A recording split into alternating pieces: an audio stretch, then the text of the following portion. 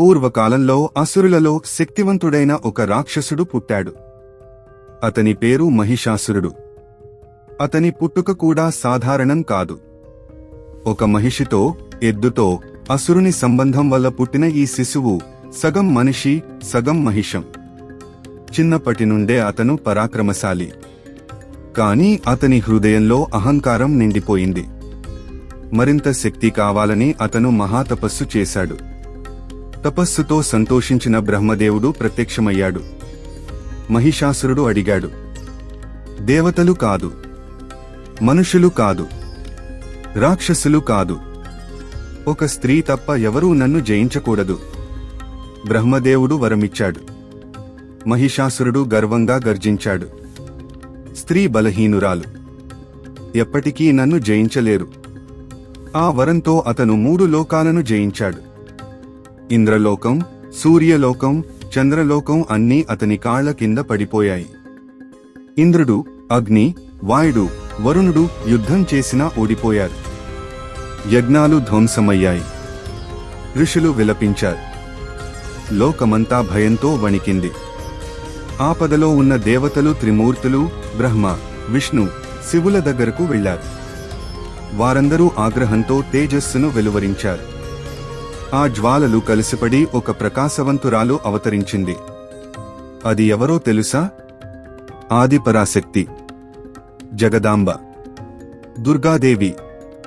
10 చేతులు, ప్రతి చేతిలో ఒక ఆయుధం, కాంతులినుతున్న కళ్ళు, సింహం వాహనం.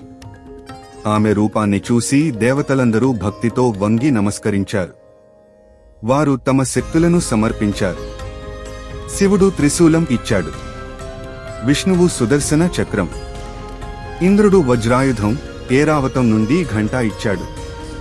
అగ్ని శక్తి ఆయుధం ఇచ్చాడు. వరుణుడు శంఖం ఇచ్చాడు. హిమవంతుడు సింహాన్ని వాహనంగా ఇచ్చాడు. దుర్గాదేవి సింహంపై అధిరోహించి యుద్ధరంగంలోకి ప్రవేశించారు. ఆమె గర్జనతో ఆకాశం మార్మోగిపోయింది. అసుర సైన్యం వణికిపోయింది. ముందుగా చండముండ, రక్తబీజుడు, ధూమ్రలోచన వంటి రాక్షసులను సంహరించారు. రక్తబీజుడి రక్తం నేలపై పడగానే కొత్త రాక్షసులు పుడుతున్నారు. అప్పుడు దుర్గాదేవి తన శక్తిని ఉపయోగించి అతన్ని పూర్తిగా నాశనం చేశారు. చివరగా యుద్ధరంగంలోకి దిగాడు మహిషాసురుడు. అతను తన రూపాలు మార్చుకుంటూ యుద్ధం చేశాడు.